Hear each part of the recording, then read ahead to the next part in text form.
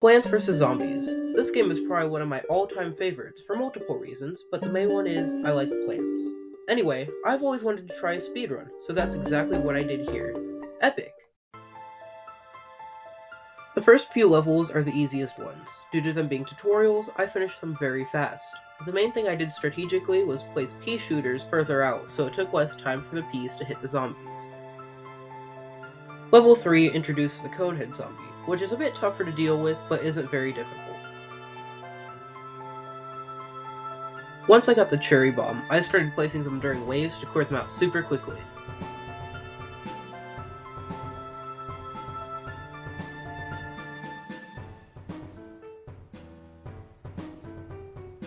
Level 5 is my first minigame, walnut bowling. I beat it super quickly because I'm a pro bowler. Not really, but I do beat it fairly quick.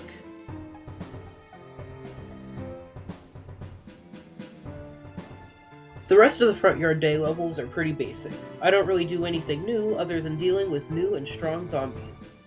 After beating level 10, I get to continue to my favorite levels, the night front yard.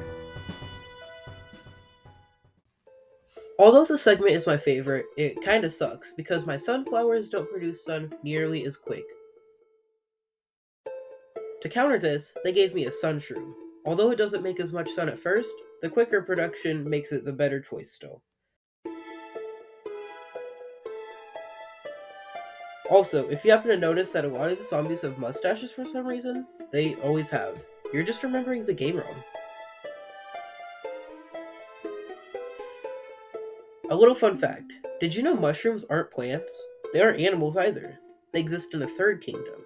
That makes all of these plants not actually plants, which is ironic. Also, on 2-4, we officially hit the 1 hour mark. Hopefully we keep this pace throughout the run. 2-5 is pretty much a whack-a-mole style minigame. Nothing fascinating, but still neat. I unlock my favorite mushroom, the Hypno Shroom, to use in the future levels here.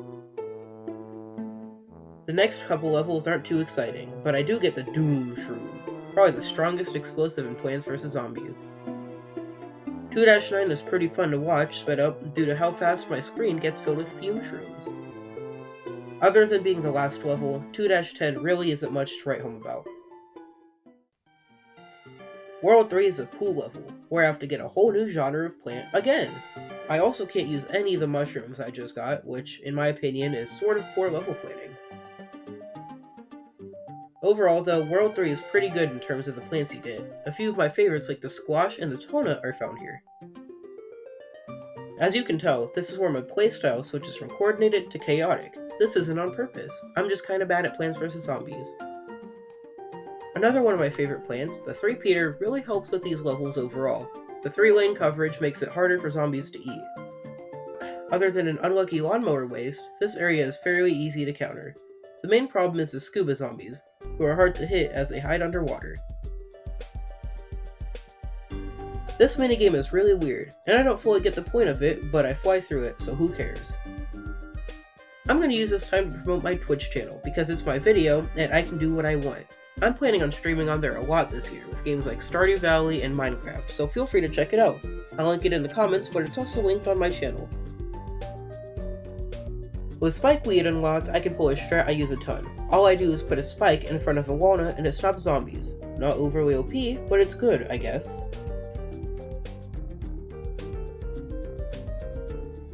I'm going to use this time to shout out Decalzy, because he was the only thing keeping me sane during the stream.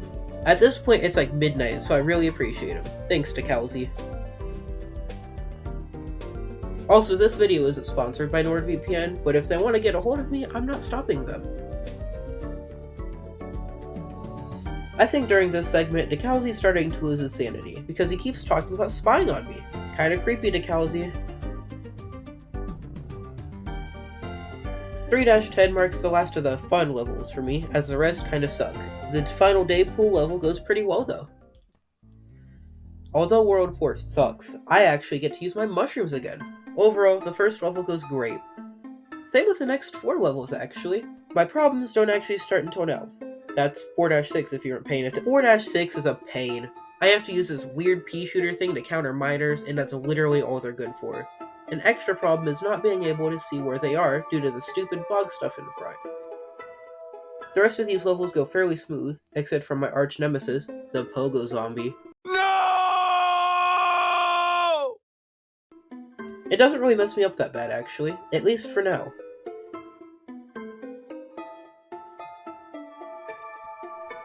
4-10 is the worst final level by far. You can't see anything at all, and there's nothing you can do about it. Other than that, it goes pretty okay. Now for the second worst levels, the roof.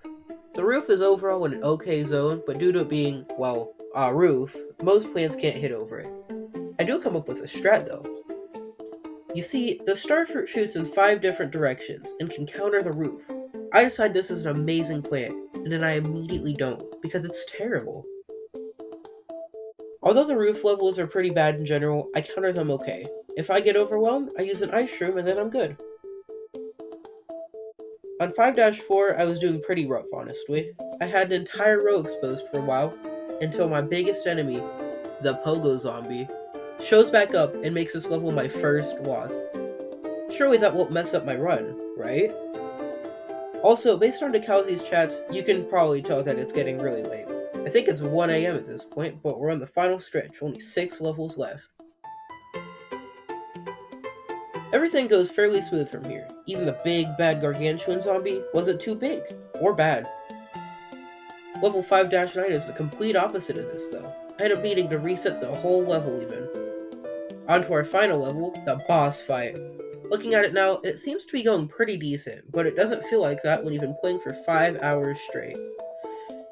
Finally, I beat it at 5 hours, 27 minutes, 24 seconds, and 21 milliseconds.